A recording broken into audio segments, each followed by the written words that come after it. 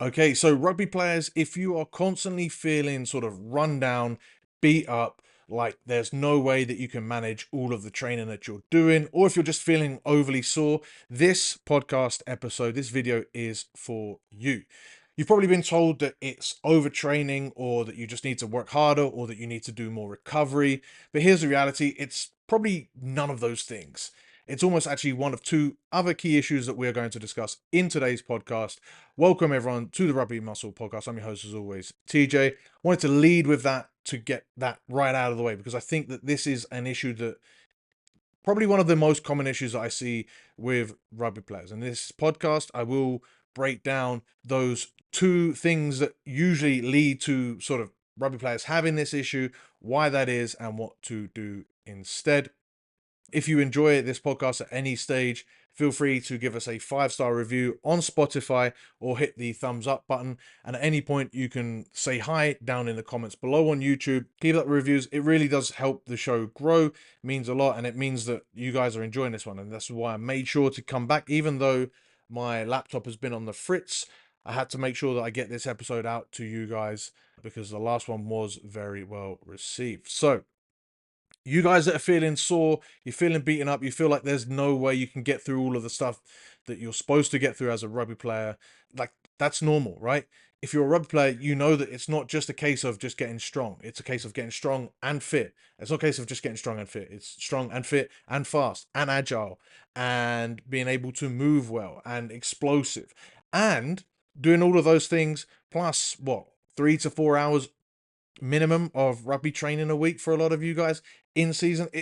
Even in the off season, skills work. There's so much to get on top of, and I haven't even spoken about the fact that you've got like another life because rugby is more than likely just a really serious hobby that you do. So you've got your job, you've got your family life, you've got all these other things, and I think where rugby can be a huge challenge, it can also sort of drain away from those other things. We want to make sure that that's not the case. So without further ado, let's get into the two sort of issues that lead to rugby players feeling that they are sore, beat up, not able to make progress.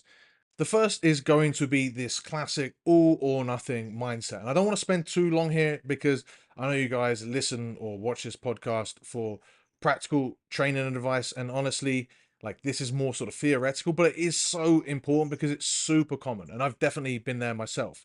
You know the drill where like one week you're doing absolutely nothing. And then there becomes a point where you decide, yeah, it's time to get serious with rugby. Let's crank up the training volume and go 0 to 100. And this massive spike in workload just isn't sustainable. Not only from like a practical standpoint where we've got stress management, schedule management, where you've got family, work, other things going on, and you end up chasing your tail and just not being able to sustain this level of training anyway. But even if you did, your body is just not going to be able to keep up. More often than not, this is where you see things like plantar fasciitis, shin splints, other overuse injuries, tight muscles. All these are going to be signs that you've just not been prepared for the amount of training that you've taken on. You've just done too much too soon. And then you're chasing your tail, trying to get rid of these injuries where you could have just slowly built up and actually not only not gotten injured, but probably gotten better results anyway.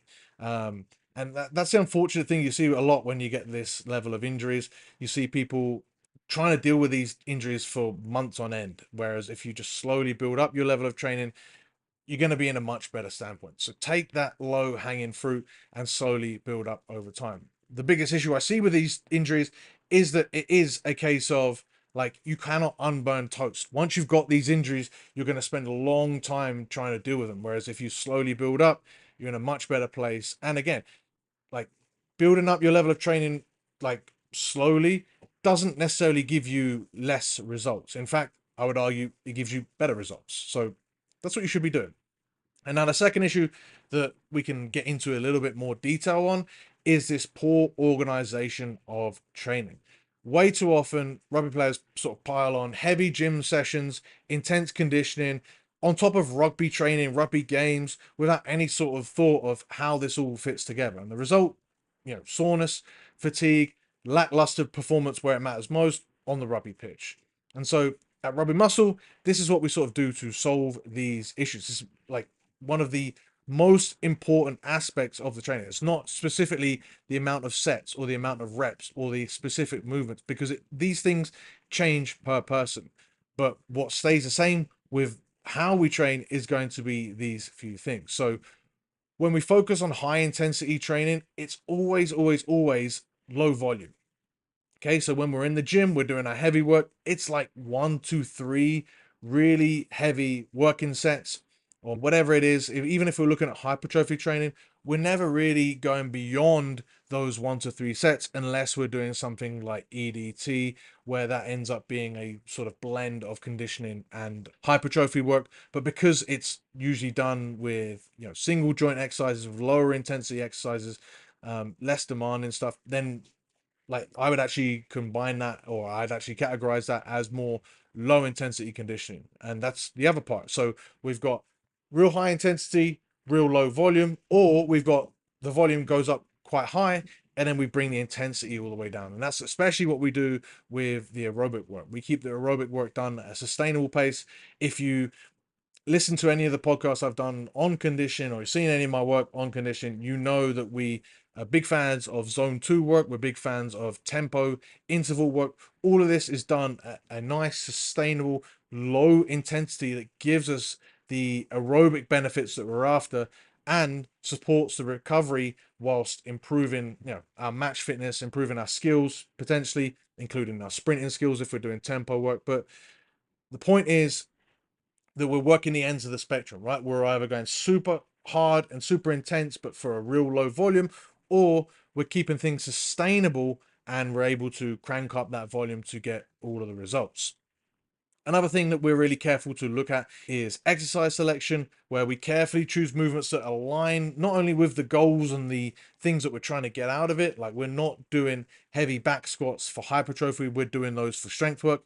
Yeah, the hypertrophy does come along for the ride if we're doing it right, but that's not the goal. We're not doing sets of 10 to 15 to 20 on the back squats, because that doesn't really align with that's going to not give you the big strength benefit that you'd like, but bury you into the ground, especially if you've got like rugby and other stuff going on as well. It's just not something that is sustainable, not something that is advisable for rugby players to do. So we really are smart with our exercise selection. We introduce new exercises strategically, so we avoid that, week 1, week 2, massive soreness from a new exercise that comes out of nowhere. We're really trying to avoid excessive soreness when it comes to training, because excessive soreness isn't necessarily a sign of anything productive. It's just going to hinder you when it comes to your rugby. So it's hard to give loads of different specific examples because there are so many, but we really do place a huge emphasis on choosing the right exercises for the right times. Okay. Hopefully that makes sense. And if you have any questions, of course, at any point, let me know in the comments below. And then the final thing that we really make sure that we plan for as far as organization of training goes is going to be our high and our low days. Rugby is already really intense, so we want to make sure that we're structuring the week to balance the high intensity, like hard days, with some low intensity days that still could potentially allow us to get some training benefit, but more importantly allows us to recover and come back stronger from those high intensity days. Ideally here, we're not structuring back to back to back consecutive high days. Rugby is going to be one of those high days. So the best example I see of this is where rugby players they'll be in season, they'll have rugby training Tuesday and Thursday, and then they'll do their gym sessions, hard gym sessions, Mondays and Wednesdays. That means we've got Monday high day, Tuesday high day, Wednesday high day, Thursday you're already knackered, but it's another high day potentially if you're having an intense Thursday rugby session as well. And by Friday, like, you're exhausted, and then you've got to play a game Saturday. That is not going to lead consistently to productive training. Yeah, you might be able to get away with it for a week or two, but over time you're just going to leave so much gains on the table. What would be better is if you can train on rugby days. So, again, because the volume isn't too high when intensity goes, it's not going to affect your rugby session that much. But you would put a hard gym session either just before rugby, that would actually be fine, or at lunchtime or in the morning of a rugby day, and you'll be able to really push the envelope quite hard with the intensity on that day.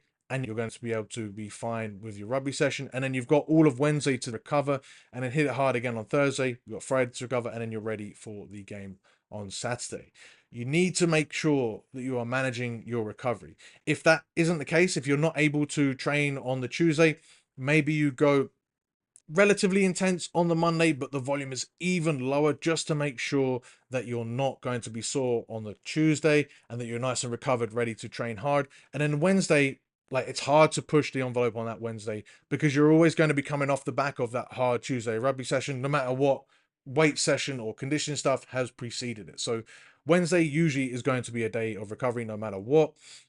You can get some good training on a Friday before a game, but again, with all of this, you have to be careful with combining the volume and the intensity. That's where a lot of rugby players end up, like, just getting feeling run down, burnt out, overtrained, and never progressing. So you've got to manage your volume, you've got to manage your intensity, and ideally you're running these as high and low days. So if you are feeling like this, you're feeling that you're always burnt out or you're overwhelmed, it could be time to take a step back and look at what is really happening. Are you organizing your training when you are training appropriately? Are you getting the most out of your training, or are you just trying to haphazardly throw everything in and hope for the best? The other thing that might be worth addressing for you is, like, what is enough? Is it about seeing progress weekly? Are you even seeing progress weekly on the pitch, or is it about doing as much as possible? This is something that bugs a lot of rugby players because they can feel guilty for not doing enough. But if you're seeing good progress on the pitch, then rest assured you probably are doing enough. That is the goal, to see progress consistently on the pitch. And if you're not, well, consider changing things up. Consider potentially even joining me next week as we start the Rugby Athlete Forge program. This will run for 6 weeks, where I'll be coaching you and running you through an education on all 5 pillars of rugby physical preparation, the links to which will be in the description below. Or if you're just listening to this later on, the links will still be in the description below for coaching or programming. So check those out if you need to change, if you need to make sure that you are making progress week to week. I would strongly urge you consider hiring out an expert to take care of your training, because this is where a lot of rugby players sort of run into brick walls over and over and over again. So by addressing those 2 issues, you're going to not only feel fresher on the pitch, but be able to make consistent, sustainable progress over the long term. Of course, I can help you, but as long as you're addressing those issues, hopefully you're on to a winner. So that's the end of the video and the podcast. If this resonated with you, let me know in the comments below on YouTube, or by hitting the 3 dots on Spotify and leaving a comment there. If you haven't done so already, please hit 5 stars on Spotify and subscribe, hit thumbs up on YouTube, do all those good things. If this video provided any value to you, it really does help out the channel. Thank you guys so much for listening and watching, and I'll catch you in the next one.